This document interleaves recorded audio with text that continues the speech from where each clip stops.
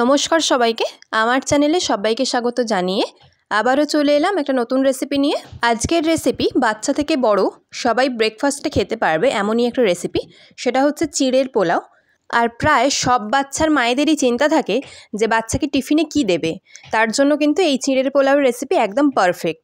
বা বাড়িতেও কিন্তু বানিয়ে ফেলতে পারেন এই চিড়ের পোলাও বাড়ির সবার ব্রেকফাস্টের জন্য। তাহলে চলুন রেসিপিটা একবার দেখে নিই, খুব ইজি, খুব ঝটপট হয়ে যায়। প্রথমেই কড়াই বসিয়ে দিয়েছি, কড়াইতে দিয়েছি 1.5 চামচ সাদা তেল। তাতে আমি গাজর আর আলুটা ডুমো ডুমো করে কেটে রেখেছি, মানে চৌকো চৌকো করে, সেটাকে দিয়ে দিলাম। গাজর আর আলু একই রকম সাইজ করে কেটেছি যাতে দুটো একসঙ্গেই খুব ভালো মতো সেদ্ধ হয়ে যায়। গাজর আর আলুটা দিয়ে ভালো করে ভেজে নেব। এখানে আপনারা যদি সর্ষের তেল ব্যবহার করতে চান করতে পারেন, তবে আমি বলবো সাদা তেলে করতে, এটা কিন্তু সাদা তেলেই বেশি ভালো হয়। একটু ভালো মতো সেদ্ধ হওয়ার জন্য চাপাটা দিয়ে দিলাম। তো চাপা খুলে আবারও একবার ভালো করে নেড়ে দিচ্ছি। এটা কিন্তু অলমোস্ট সেদ্ধ হয়ে গেছে। এরপর এতে অ্যাড করব ক্যাপসিকাম। ক্যাপসিকামটা প্রথমে দিইনি, কারণ গাজর আর আলু সেদ্ধ হতে যতটা সময় লাগবে ক্যাপসিকাম সেদ্ধ হতে ততটা সময় লাগে না। তো সেই জন্য যখন দেখলাম প্রায় 80% মতো সেদ্ধ হয়ে গেছে গাজর আর আলু, তখন দিয়ে দিলাম ক্যাপসিকামটা। ক্যাপসিকাম, গাজর, আলু এরপর ভালো করে একবার ভেজে নিচ্ছি।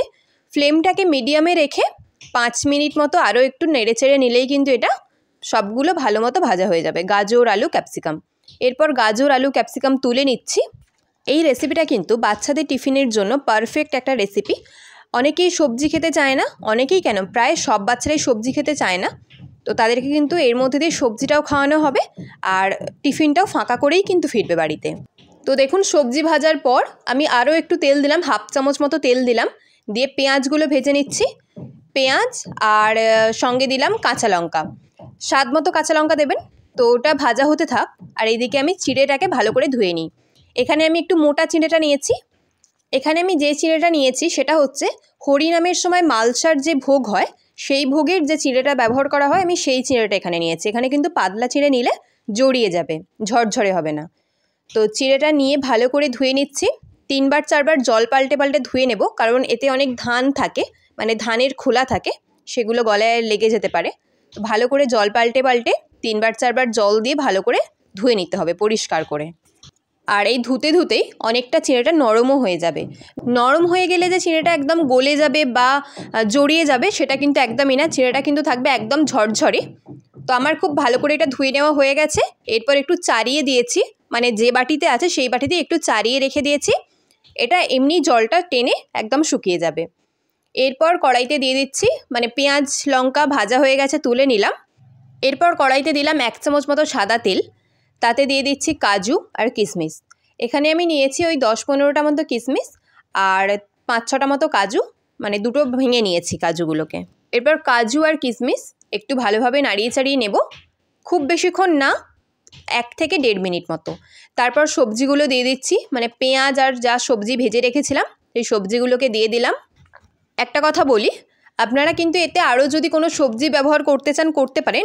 আমার কাছে যেহেতু এই সবজিগুলো ছিল আমি তাই জন্য এগুলোই ব্যবহার করেছি। এতে আপনারা বিনস ব্যবহার করতে পারেন, খুবই ভালো লাগে। তো দেখুন চিঁড়েটা কতটা ঝরঝরে। এরপর চিঁড়েটা দিয়ে দিলাম এতে। এখানে আমি নিয়েছি 200 গ্রাম চিঁড়ে। তাতে দিয়ে দিলাম স্বাদ মতো নুন আর 1/2 চামচ মতো চিনি। চিনিটা দেবেন, মিষ্টি মিষ্টি কিন্তু খেতে ভালো লাগে, চিনিটা কিন্তু অবশ্যই দেবেন। এরপর সব কিছু ভালো করে মিশিয়ে নিতে হবে। আমি একটা জিনিস এখানে দিতে ভুলে গেছি, সেটা হচ্ছে সবজিগুলো যখন ভাজবেন তখনই 1/2 চামচ মতো হলুদ দিয়ে দেবেন।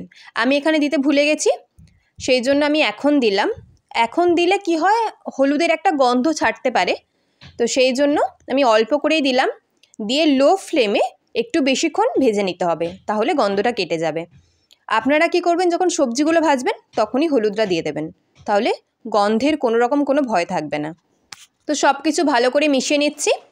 এরপর আমি একটু চাপা দিয়ে দেবো, কারণ চিনি যেহেতু আছে চিনিটা গলে যাওয়ার পর্যন্ত একটু চাপা দিয়ে রেখে দেবো। ফ্লেমটাকে একদম লোয়েতে করে 3 থেকে 4 মিনিট চাপা দিয়ে রেখে দিলেই কিন্তু চিনিটা খুব ভালো মতো গলে যাবে। তো দেখুন এখানে আমার কিন্তু রেডি হয়ে গেছে। ওপর থেকে একটু গোলমরিচ গুঁড়ো ছড়িয়ে দিলাম, একটু ফ্লেভারটা ভালো আসবে। দিয়ে ভালো করে মিশিয়ে নিয়ে এরপর এটাকে সার্ভ করে দেবো। তাহলে দেখতেই পেলেন কতটা সহজ চিড়ের পোলাও বানানো। আপনারাও বাড়িতে ট্রাই করবেন, বাচ্চাদেরকে টিফিনে দেবেন। আর চ্যানেলটাকে সাবস্ক্রাইব করে পাশে থাকবেন, লাইক কমেন্ট শেয়ার করবেন। আর রেসিপি কী দেখতে চান অবশ্যই কমেন্টে জানাবেন। আজকের মতো এখানেই শেষ করছি। টাটা, ভালো থাকবেন।